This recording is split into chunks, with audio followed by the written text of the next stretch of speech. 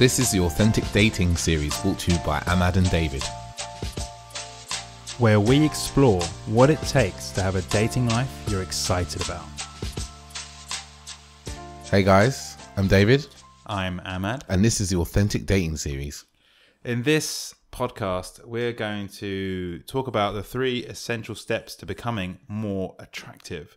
Now, this particular episode, we're actually going to talk about our particular journeys and what we did in our lives and the 3 essential steps that took place. Even though David and I had very different experiences in terms of dating and our own personal evolutions, we discovered actually from talking about this that there were 3 essential things that happened in our lives that really were important for us to actually change and transform who we are and to become more attractive men. Yeah, that's what I'd say are like 3 steps to almost any change, you know, but particularly in our dating lives. When we sat and talked about this beforehand, we found that there was kind of 3 steps, and it was just like we had exactly the same kind of realization and exactly the same kind of, not actions out of the realization, but the same kind of realization and the same kind of idea come up for us. Yeah. So by essentially dissecting our experiences, we recognized these elements were key. And initially when we were looking at it, it was actually like they were turning points in our experiences from where we began and who we were. And we'll talk you through them now. So step number 1 was recognizing our own frustrations and needing change. So essentially at the time, just not being satisfied with how things were. And for me personally, I was, and I mentioned this in the introduction to the podcast series in episode 1. So right back to the beginning. And so for me, I was at university, and socially I was scared. I didn't want to go out by myself. And I was at a university in Nottingham in UK, and it's renowned for having a great social life and nightlife. And one evening I was just like, I wanted to go out, and my friends were all busy. My 3 friends at the time were all busy. And I was like stuck. And at that point, I just didn't know how to go out by myself and to meet people. So regardless of women, it was actually just to go out and have fun by myself. And I remember feeling like I didn't have the balls to go out by myself. And that, for me personally, I was like, I actually felt like this is not right. And the very next day, I was inspired to do something different. That was my story. Dave, how was it for you? Okay, so I think the thing for me was after university, this is going back now, what are we going back about kind of 13, 14 years. And I kind of had a girlfriend for about a year, and then we broke up, and being single. And then I found that, I was kind of, a lot of my friends were very busy at the time doing various things, and no one really wanted to go out. I think a few people had girlfriends and that sort of thing. And I kind of think I first got into the kind of the throes of online dating. And I was meeting, some women, but I was just really dissatisfied with the kind of type of women I was meeting, the quality of women in terms of like shared values and in terms of shared aspirations. I remember being really frustrated one day and just kind of being like, like this can't be it. If this is it, then like, fuck. So you're saying, just to be clear here, because I know your whole journey is very different to mine. So you're saying it was the women that you were meeting that what was it about them that I just wasn't kind of inspired and enlivened by the kind of conversation and the kind of connection and the values. Like at the time I was, I started working. I've been working for a couple of years, and I was very kind of aspirational. I wanted to travel and see the world and go and do things and, just expand as a human being and expand my life. And I was kind of coming across women who just weren't so interested in that, and they weren't, weren't showing their sort of values. So I get it. It's like you wanted to improve the quality of the women that you were meeting. Totally. And to the sense that they were matching your values. And so what kind of women were you meeting before that? Before those women, yeah. I guess it was kind of going back. I had a girlfriend for about a year or so then, and then before that, it was really I was at uni. So you were meeting your general kind of uni girls that were like me at the time. But just after that, kind of a year and a half after that, it was just a kind of different story. And maybe it was, I kind of got into online dating like I said before, in the years when it was it was kind of real early stage. This is like 10 years before Tinder even existed, I think. All right. So then, like for me, back to my journey when I was at university and feeling like super frustrated and really upset actually because it just wasn't fun. It's just I recognized for myself that what was frustrating and what was annoying was that I was in a position in my life where the opportunity around me was available to go out and have fun, and I just felt absolutely stuck. So the next step for me was like I had to do something, and so step number 2 and it was learning to learn, and what that meant was realizing that I could learn about dating. And for me, funnily enough, the first place I thought to go to learn about dating was online. Of course. Yeah. quick to Google. And I discovered a myriad of different topics and techniques, and there was forums and articles and all sorts of stuff on dating. And particularly back then, what was really hot was this idea of pickup artists. Yeah. And pickup artists, for those who don't know, there was a movement almost. Actually, no, there was a movement. And it was it was quite an underground movement. Very underground, yeah. Very secretive. Very secretive. Yeah. It was very much like, I want to say like the guys who kind of get together and they plot and scheme. And there was like code names and all sorts, right? Yeah. It was all pretty interesting. So I started reading different things, and I remember getting so excited because I was like, wow, here is the answer. It's the Holy Grail. Yeah. I feel scared. I feel like worried and concerned that I'm going to go out and I don't know what to do. And here online was a bunch of guys who'd already gone out and done all the work for me. And I didn't have to worry anymore about any anxiety. Shortcuts, basically. Yeah. Was it magic or magic bullet or magic pill? Magic bullet. It was a magic bullet to my answer to my thing.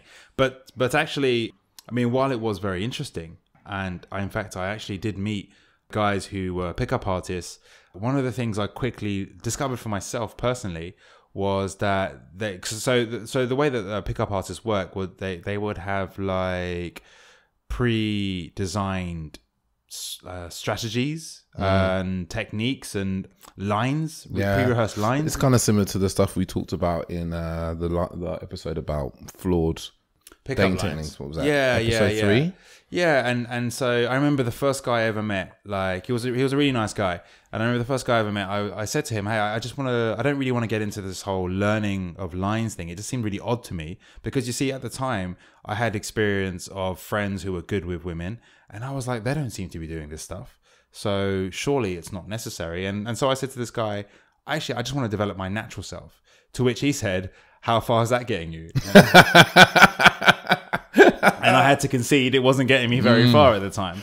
But then, fast forward a bit down the line, and I did, I didn't just just dismiss it completely. I did try it out, but I always stumbled with the idea of having to rehearse or think about things. And I remember one day being in London and speaking to, going up to this girl rather, who was sitting in Leicester Square, and like having these lines in my head and this whole strategy thing, and I must have got like 2 or 3 steps into the lines and I forgot what the next step was. and it was like being on stage but you're not on stage, you're in an actual interaction, and it's not a rehearsal and stuff. And it was just it was quite embarrassing because I think I just like cut the conversation and ran off.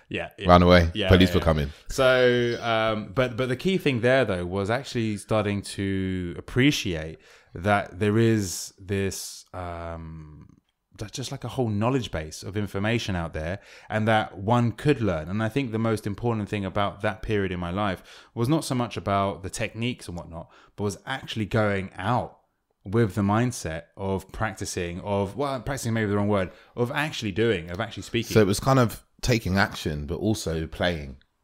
Yeah, like it was, I think more important than anything else that I did was actually taking action. Getting involved. Yeah, like really getting involved instead of being stopped by your fears and your worries and your concerns. You said, okay, I get that I have fears and worries and concerns, but actually I want to take action. I want to do something about this. So I'm going to learn. I'm going to be in this learning new things and trying out stuff. I'm going to take action in line with what I've been learning. You know, yeah, I'm glad you mentioned that, because what was really key for me at that point, and it goes back to step one and why step one's so important, is by recognizing my frustration. Like, as in, I say recognize, but at the time it was just hot, red hot. Like I was genuinely really upset about my circumstance. I was like, I don't want to be like this anymore. And I was realizing that this is not cool, like for me, not for anyone else. And so then even when I went out and I was trying on different things and these different lines, and perhaps it didn't work or mistakes were made or whatever, and I didn't like it didn't fit my personality. There was something about it. I just genuinely didn't like the idea of being disingenuous. Yeah. But making those mistakes and all of that stuff, it led me to who I am today. So taking the actions, but like you just said, in spite of all of the stuff that I did, it was actually the undercurrent thing was actually going out and taking action and making the mistakes and taking action and all this stuff. So would you say that, do you look back at the mistakes you made then, maybe it was, like you said, freezing with the line, or experiencing what would have been probably from time to time, some pretty brutal rejections and being in awkward situations. Would you say that those were educational, or did they kind of hold you back? I would say, yeah, it's a great question again, because along the journey, again, thankfully, it's an odd one, but I just had a sort of a predisposed attention span towards being me and developing me, and all this effort. Like thankfully I didn't actually spend a lot of time on learning all these other materials or concepts, but what I did experience over that time is I'd met a whole bunch of guys who did, and some of them, sad to say, but some of them, they could have been very, very good with women, but then over time a lot of them ended up quite like socially, like either socially awkward in the sense that they only had that one mode to operate in, and they didn't know how else to operate. And some of them actually became very depressed because it was very unfulfilling to maybe be successful at something.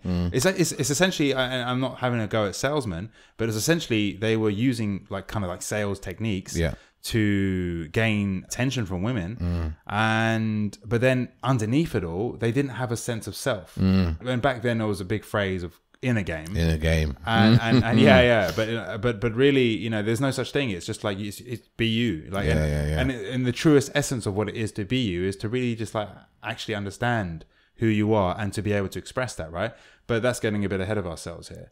But the point I'm making here is, so for a lot of men, I would say, it took, like, it kind of, on one hand, they were getting results, and it appeared they were making progress, but it's like that old adage, like to climb the ladder to find out it's against the wrong wall.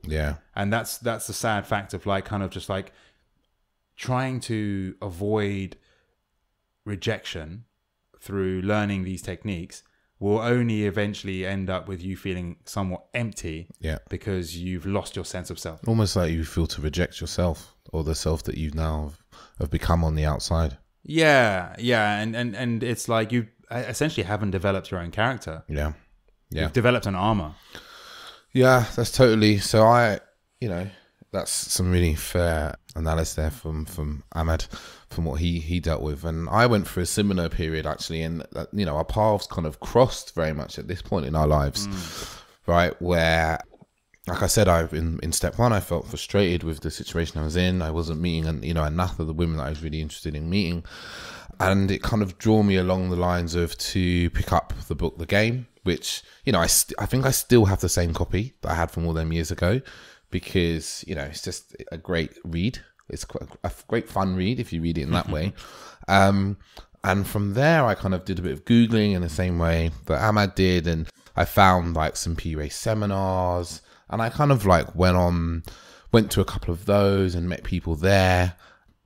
And I actually ended up doing a boot camp with someone with a London-based company, which was really interesting for me, because it turned out for me that actually my problem wasn't really kind of conversing and talking. It was just just to get me into action, actually, because I wasn't going out as much and meeting people as much as I was used to, you know, back in my university years before then.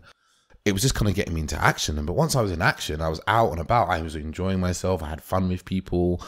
And I did, at that time, I remember kind of learning some of these lines that AJ talks about and some of the kind of techniques. But it didn't really stick with me for very long. I remember quite quickly being like, well, I don't really need these. It's just, I'm happy to talk to people and just, you know, and I used to say, you know, you just talk rubbish, you know, you just talk about your day or whatever you've been up to. So it was being in that kind of that mode of learning and realizing that, you know, you can learn it, almost anything can be learned. Because I think up to that point, I hadn't, you know, I'd read a lot of self-development books. I remember reading like The Power of Now, Conversations with God, which is like, for me, one of the most life-changing books I read. But I hadn't really thought that you could change your kind of outlook and opportunity when it came to something like dating. So I mean, coming across this whole kind of subgenre of men who are coming together and being, you know, being quite open and quite honest about their insecurities with being around women, and also kind of their inabilities as well, was very eye-opening to me, to be around men who were going, you know, God, I'm really anxious, you know, and I see a girl and I want to talk to her, I don't know what to do, I don't know what to say. It was a really new way of masculinity to me that I hadn't really come across.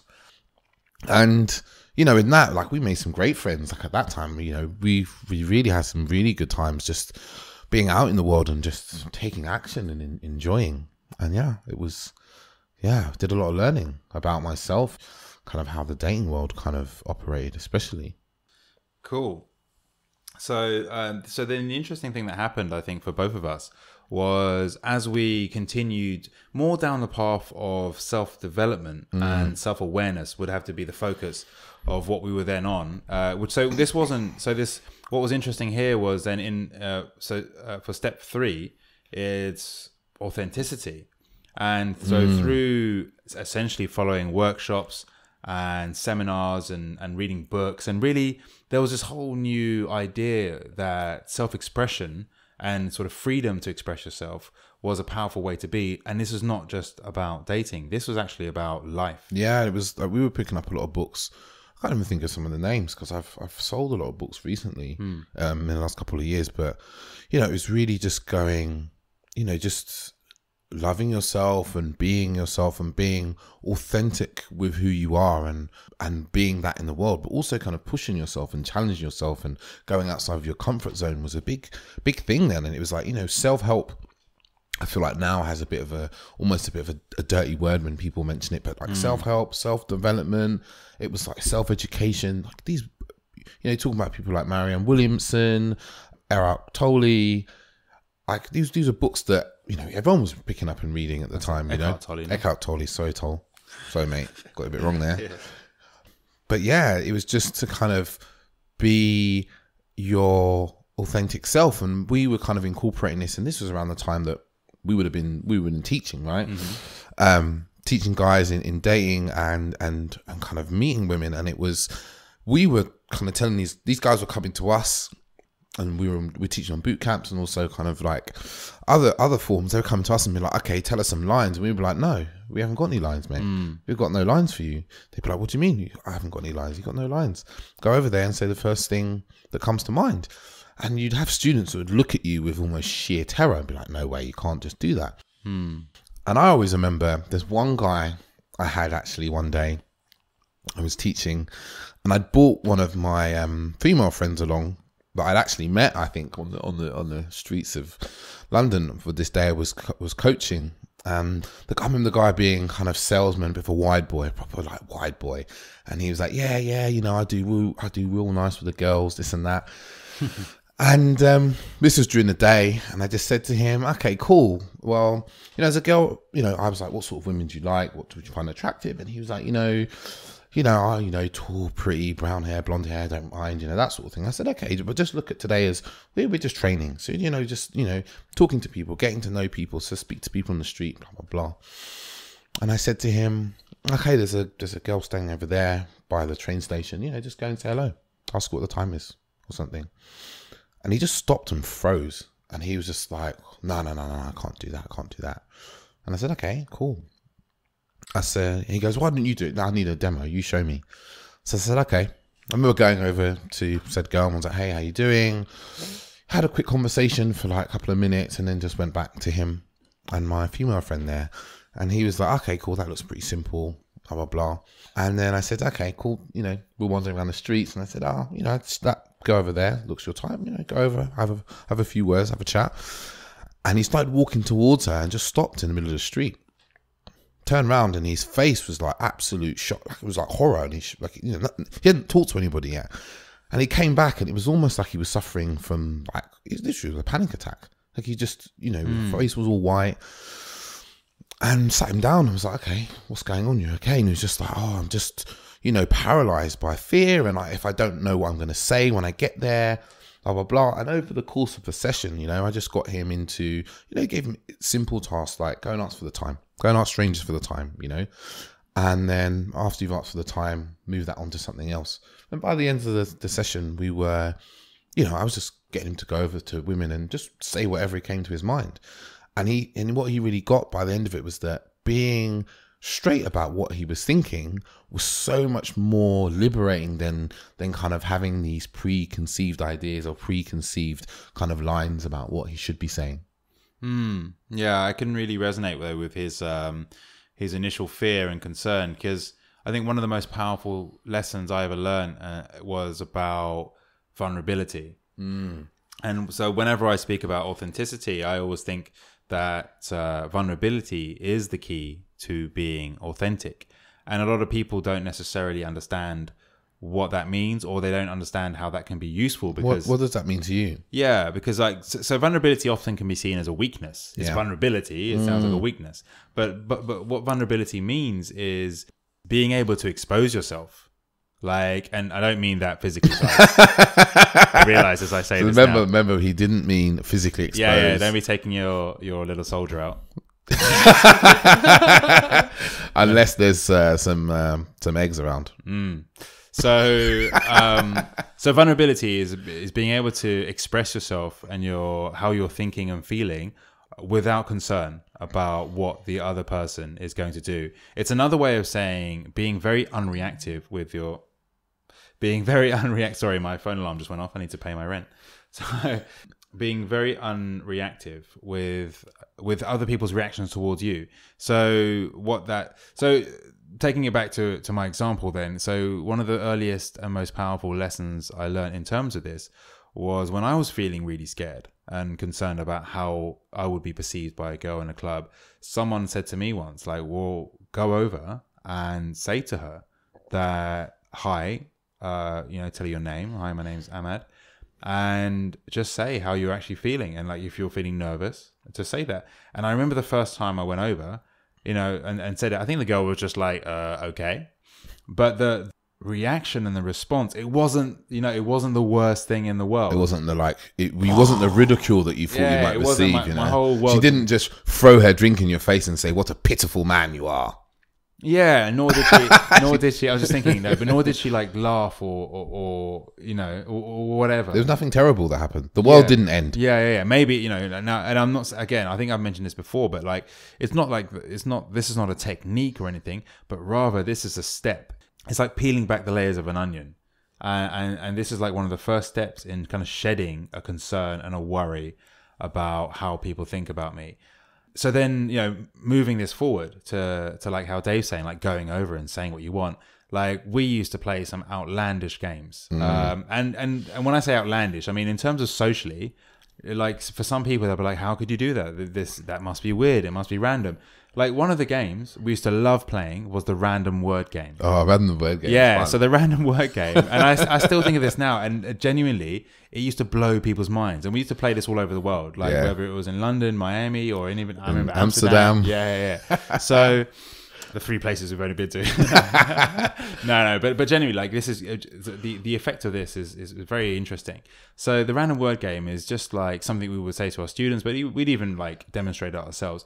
and you go over to a girl in the club and you've been given a word by someone, and the game is you have to start the conversation with that word in the sentence. And my favorite was pineapple. Pineapple. Yeah, pineapple was my favorite. Pineapple was just irrelevant. Like who's like has unless you like getting a drink with a pineapple or something in it. Yeah. But often guys will go over to a girl in a bar and be like, "Hey, I'm looking to buy a pineapple. Do you know a seller nearby?" And you'd be surprised like how often they would end up in a conversation, because it's just and this is not this is not a technique per se, but this is more about having fun and being playful. free. Yeah. And this is the thing about vulnerability. When you hit that level of expression, you're no longer worried, then you can go over and be playful. Like one of my most favorite like moments was when I was just going over and not saying anything. Like just just tink my glass. Like if they had a glass, like kind of hit their glass and just look at them. And yeah, and for me, there was the whole vibe. I was free. I was being played. I was no longer concerned so much about the reaction. So, you're say you go over with your pineapple. Yeah. And you're concerned about what's going to happen. You're like, okay, I want to be vulnerable. I've listened to these great guys online on podcasts. Ahmad and David, and they seem like the most amazing men I could ever wish to meet. As I'm going to take their advice, I'm going to be really vulnerable, and but you're walking over to, you're in a seminar, for instance, some sort of seminar you're at, and you see a girl and you think, I feel cool to speak to her. And I'm going to go over and say, hey, like I've seen you across the room and I feel really, nervous about speaking to you. And, you're generally really feeling that those nerves and concern for what she's going to say. Is that being vulnerable, or is it something different because he still has those concerns? Well, this is where being vulnerable is, and again, this is like, so I would say if this was actually a question from someone who was asking this, like, and I was teaching or whatever, like, I would say that the first step there is, again, it would be actually expressing what you're really feeling. And this is an important point, and I know we've touched upon it in a previous podcast, but it's worth repeating.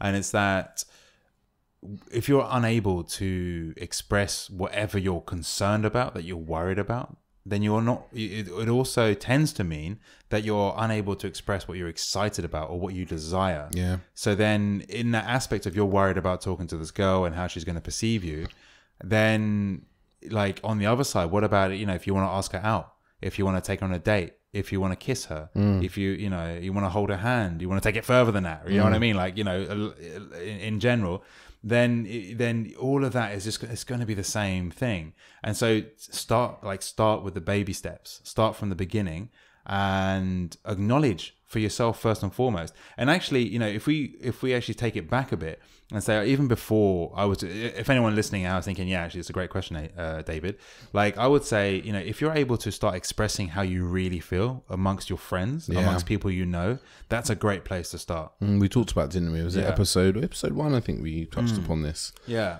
It's a great place to start because you start to just be able to express yourself and let it out, as opposed to keeping it in. And when you keep it in, it has no outlet. It's just a frustration, and you're living in your own world. And it becomes stuck, doesn't it? It becomes a stuck energy in you. Yeah. And it's worth repeating what I just said there. You end up just living in your own world. It's not reality. There can be a whole scenario of this most dramatic and worst case scenario of what can happen if you go over and say how you really feel. They're going to ridicule you. And look, these things can happen. They've happened to me. Like, you can be ridiculed. People can laugh. Like, people can be like insensitive, right? But you see, over time, what tends to happen, and this really, I'm genuinely, like for me, was an amazing transformation over time when I started to recognize that if I go over and I say hi to someone, girl or a guy, whatever, if I say hello to someone, it doesn't matter where or when, and if they turn around and they act weird or bitchy or off, or they look at me funny or whatever, if my intention was just to say hi and be nice or whatever, introduce myself, and this is how they're reacting, that's not me. Yeah, it's not personal. That's them.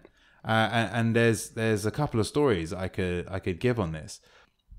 I think the most poignant one was the one that sort of demonstrates this the most. When I first really hit this was, and I'll give the short version, but I was in a club in London. This was some years ago now. I was in a club in London, and there was a group of people, and they had this blow up sex doll, and it had like some sort of outfit on it. And I'd been speaking to the group, and then later on in the night, there was a bunch of them on the dance floor. And one of the party, this girl was standing there. She was watching a few of the people. It was a mixed group, guys and girls, and they were taking the clothes off of this sex doll. And so they're dancing on the dance floor. And I turn to the girl and I say, "Hey, you must be feeling pretty sad because they're giving this doll all the attention." Because she was like standing on the fringe, on the periphery. Yeah. And she was like, "Haha." She kind of looked at me and laughed. And I was like, "Well, you know what you need to do if you want to get the attention back." And she looked at me curiously, and I said, "Well, you need to get naked." And she was so aghast. Like she was like, and then she was like, had a big sort of like frown on her face and so upset. But I was just like, okay. I was making a joke, and then I looked over my shoulder, and a bunch of my friends were just like heading out, and I was about to leave, but then I noticed the big muscly dude that was in the group. I just noticed her frown, and turned to her and said, "Hey, what's up?" And then she started to explain. I thought, hang on, before this escalates into some sort of Chinese whispers, and I turn, they look at me like I'm the club pervert or something. I just kind of stood around. And I'd been speaking to him earlier as well, and I mentioned to him the joke. He laughed. She saw that he laughed, and then she came over to me and apologized. Wow. Yeah. She came over to me, apologized, and said, "I'm so sorry, I took it wrong," and blah, blah, blah. And I was like, it's cool. We actually hugged and we made friends, and it was like, oh, nice. Yeah, it's things aren't always as bad. Your concerns aren't always real, Yeah, and genuinely, so the point I was making before actually about vulnerability is it's so much more fun. It's like when you can be free and you can be playful. Totally. But I think there's a point in here to be had is that, you're still going to have concerns, your concerns will still be there, right? When you're being authentic with people and being vulnerable, you'll still have these concerns. These concerns about yourself and how people are going to be, they're still going to exist, right? They're always going to be there. And there's a lot of it is around yourself and how you're going to be taken, and people are going to listen to you and not listen to you, and blah blah blah. Just like in episode 2 we talked about your fearful inner voice. He's got plenty of things to say. Shookman has always got something to say. I think that's one of our best episodes, actually, episode 2. I highly recommend it if you haven't listened to it yet. Yeah, if you have no idea who Shookman is, check out episode 2. Yeah, and you really will know. But yeah, you're going to have concerns, but actually there'll be so much more fun and enjoyment and connection to be had through vulnerability and authenticity. Yeah, and so now to recap what this episode was about. So this whole thing and everything we've just expressed to you was our personal journeys to becoming more attractive. And so attractiveness is this sense of character, of fun, of freedom, of life and enjoyment. And if the first step had never been acknowledged, and I think this is an important thing, especially with men, both men and women, but especially with mental health and these sort of concerns, is people tend to either numb how they feel through uses of food, drugs, even sex and other things, porn and whatnot. What's whatnot? I love a whatnot. Is that some sort of food? yeah. It sounds like a crisps they used to sell for 10p back in the day. Whatnots. So sorry, that's my English coming out. But sorry, yeah. So serious now. So frustrations, but serious really, face. really acknowledging when you're frustrated about something and not dismissing like that there's something that you want to improve or do better or change in your life. Yeah, and then step 2 is being in the learning and going, okay, I can do something about this. We're willing to take action. I think this is a massive thing that I realized in life a long time ago. Is like, I feel frustrated and stuck about something. And there was a point in my life where I just thought that's how it is. You feel frustrated about something. There's nothing you can do. There's no change to be made. But actually, I came to learn through various ways and means that, you feel stuck. You feel frustrated by something.